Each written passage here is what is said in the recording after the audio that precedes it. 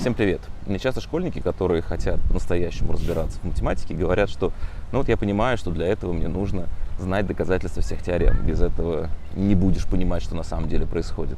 Но как их учить? Вот просто как стихи от начала до конца, разве есть в этом какой-то смысл? Нет. Смысла вот так учить доказательства нет никакого. Нужно понимать, что там происходит. Давайте вот на примере одной из самых сложных, на мой взгляд, теорем школьной планиметрии это обсудим. Вот есть формула Герона. Нам нужно вывести формулу для площади треугольника, если мы знаем только длины его сторон. Мы говорим, ага, есть теорема косинусов. Теорема косинусов связывает стороны треугольника и косинус угла. Значит, мы можем достать косинус, выраженный просто через стороны. Знаем косинус, по основному тригонометрическому тождеству находим синус. А зная синус, по формуле площадь равна произведению сторон пополам на синус, нашли площадь. Вот и есть доказательство.